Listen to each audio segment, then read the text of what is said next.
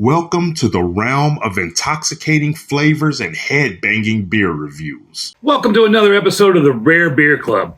I'm your host, the Ginger Yeti, and if you're new to this channel, Rare Beer Club is a subscription box I get, or a subscription club I receive every month. It's put out by the beermonthclub.com. I'm lucky enough to receive this as a gift, and I receive a box this size every month, and it contains 2 bomber bottles of beer that are hand-selected. Now, it does cost about $60 a month, but you get some really cool beers in it. And what I do on the channel is I unbox it, I pick one of the beers out randomly, do a review on the fly, and then I'll do a review on the other beer another day. So let's get it open here. This one is from July. I do have a few of these sitting in the back. Got quite a few of them I need to go through. They come with this cool paperwork. Look at that in a minute. And we'll get the beers out. First beer here is the Lost Abbey, the Last Sipper. And the other beer here is Barrel of Monks Brewing, 3 Fates. That one's a triple. Looks like I got 2 big boy beers here. Look at these. Look at the paperwork here real quick. Give it a quick scan. Barrel of Monks Brewing is from Boca Raton, Florida. It's a Belgian-style triple, 9% alcohol. And the Lost Abbey, the Last Sipper, is a blended oak-aged imperial brown ale.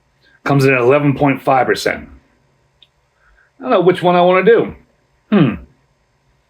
Let's do the Lost Abbey out of Vista, California. And we'll put the Barrel of Monks away for another day.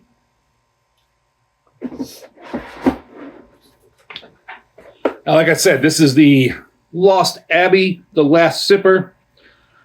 Some writing on the back here. Blended oak age imperial brown ale.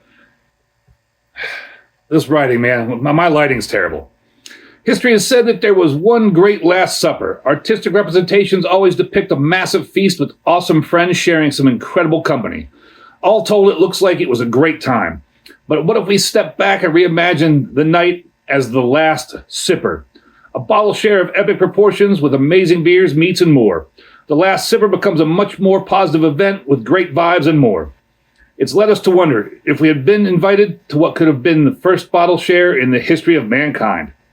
What we would have thought, or what we would have brought. Our contribution would be this awesome dark brown ale with hints of vanilla, sweet candied malts, and a hint of roasted barley. Hopefully you'll savor each and every sip as you too give thanks. This is a Rare Beer Club special exclusive 2024 blend. So like I said, with the Rare Beer Club, you get this paperwork here. It talks a whole bunch about the beer. And I'm going to read a little bit on this paperwork, but I'll post this up somewhere. Still haven't figured out where exactly I'm going to post these. It's the best. I'm going to have tried Twitter. Maybe that's where they'll stay, but I don't know yet. So on the paperwork here, to celebrate the 30th anniversary of the Microbrewed Beer of the Month Club, we reached out to our friend Tom Author, a gifted brewer and co-founder of the Lost Abbey, to produce a one-off special brew for us.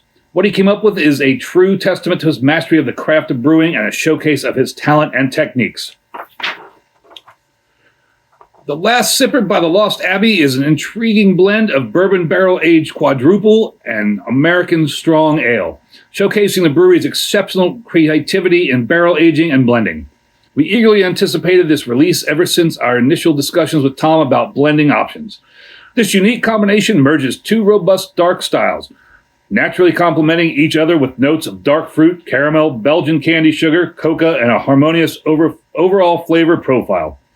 Exclusively available through the Rare Beer Club and in very limited quantities at the Lost Abbey Tap Room. Hope some of you out there get to make it to the Lost Abbey Tap Room. I've never been there, but if you do make it there, hopefully they still have this beer. The Imperial Brown Ale blend pours a deep, dark brown with flecks of amber around the rim when held up to the light. A rich tan head caps the beer and has excellent retention, adding to the overall aesthetic. The aromas that come forth are rich and bountiful, and the bourbon barrel notes leading the way, bringing in lots of toasty oak, vanilla, and caramel. The dark malts of the 2 brews add beautifully developed chocolate and roasted malts, toasty toffee, dark brown sugar and molasses, and lightly sweet spices. Intertwined with this is a dense layer of raisin and blackberry aromas, which adds a luscious fruity note. Past that, we discover a nutty influence resembling pecan, pralines, and lightly candied walnuts. There's a lot of rich specialty malt toastiness and barrel influence in this exceptional imperial brown ale, complemented by the fruity and nutty aromas that make this beer extremely inviting. Now, there's a lot more on here, but I'm not going to read it all. Like I said, I'll post it up somewhere so you can read it all for yourself. The paperwork also tells specifications. Its style is a blended oak-aged imperial brown ale, 11.5% ABV. That'll be trouble. Serving temperature, 44 to 51 degrees. I'm guessing I'm probably at about 40-ish degrees right now, because I've let it sit out of the refrigerator for a little while. And once again, suggested glassware, snifter, chalice, tulip, or tiku. So I have this here.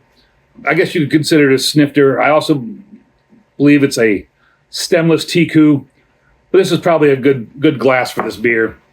And if not, you can roast me on the comments over it. So I've read enough. Quick once over on the bottle again here. Yeah, I think I've read enough to everybody so we can get into it. There's what the bottle looks like. I'll try to get a close-up picture of that last sipper picture. It's kind of interesting. Now this has the cork and cap. Let's see if I can keep this one from shooting across the room. These cork and caps are kind of dangerous. I've seen videos where people have shot themselves in the eye with them. That's not good. This is not a real cork. It's one of those composite corks or whatever they make them out of. That popped nice with some nice gun smoke still coming out of there. There's a lot of gun smoke coming out of that beer. Now, since I'm doing this blind, I haven't looked at Untappd or Beer Advocate. Since this is an exclusive, I doubt there's a whole lot on there from them. But if I find something, I'll make sure to post it down below. Give myself a hefty pour here. Might be a night ender. Get some nice raisiness. Getting some of that like bourbon barrel alcohol. A little bit of char in there. Some chocolatiness. Yeah, I mean, every time I stick my nose in there, I get a different sensation, a different scent. That's just big and complex. I mean, that's dark as dark can be. You can see a little bit around the edges of a rubiness to it, but that's just a 40 on the SRMs. Very thin, soda-like head that dissipated relatively quickly, although it is sticking around the edges. Kind of sticking to the glass there. I don't know if you can see it. That smells really good. I keep going back to smell it. That's actually making my mouth water. Just all those smells of there's a little bit of vanilla in there, the oak, like bourbon, molasses, raisin. I suppose I should stop sniffing it and take a big drink. Cheers, everybody.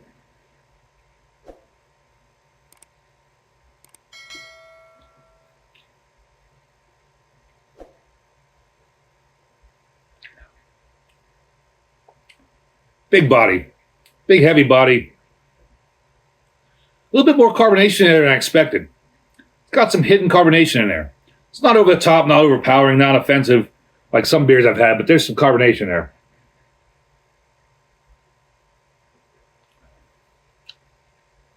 It is a little cold. Getting some evaporative booziness to it. This beer here, I don't think I can give it a proper rating at the temperature it is. So we're going to take a break, let it sit out for about a half hour. Then I'll come back to it and discuss the flavors I get out of it. Sometimes you don't know what's going on, especially when you're opening these blindly. So sometimes you got to just improvise. So we'll be back with you shortly. So one of the problems with doing these rare beer club beers, the blind ones, when I just first unbox it and grab a beer real quick, I never know what the beers are going to be. And sometimes there are these big, crazy, bombastic beers, and unfortunately, they'll be a little bit too cold when I first get into them. So I've let this one sit out for about a half hour now. It has warmed up quite a bit, and we're going to try to give it a proper review. On the nose now, more of that raisiness is coming out, more of that booziness, like that bourbon barrel aging. Some nice vanilla. A little bit of chocolate in this, but the nose is much more pronounced, much bigger in there. I mean, you can really smell a lot of what's going on. I am getting some big boozy notes in there in the nose. Maybe almost a whiff of tobacco. Some nice that char, like barrel char. Definitely smells toward a quad kind of a beer.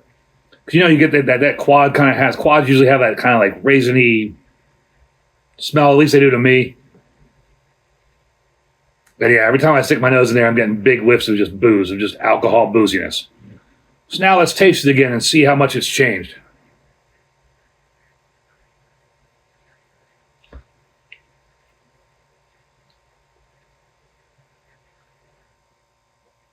Dark, rich, heavy-bodied, syrupy. Surprisingly, there's a slight bit of carbonation in there.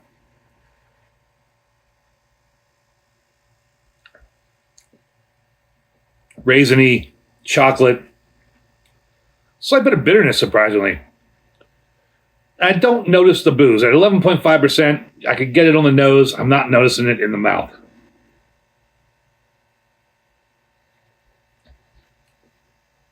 That's dark, decadent, kind of sweet.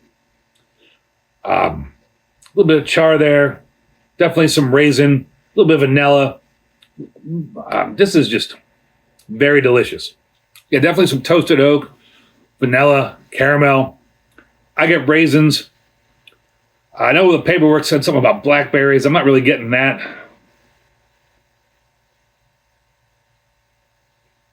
This is definitely a sipping beer.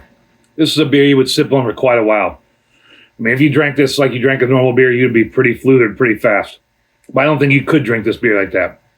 Because it just wants you to savor it, wants you to sip it. This is just telling you to sit there, relax, enjoy it by the fire, enjoy it on a cool fall evening on the porch, enjoy it with some friends. This is a good beer to share with people. This is a nice beer overall. Oh, excuse me. The Lost Abbey, the last sipper. Give us a big horns up. If you subscribe to the Rare Beer Club, I hope you get this. If you don't, and you're interested in buying this beer, it might still be available on their website. Sometimes you can buy their beers that they put out on the Rare Beer Club off their website after the fact. I've bought some of their beers in the past doing that. So if you're really interested in trying this, you can go check out their website and purchase a bottle for yourself. It's definitely not for the timid or the faint of heart. This is an adventurous beer. And as always, embrace the adventure.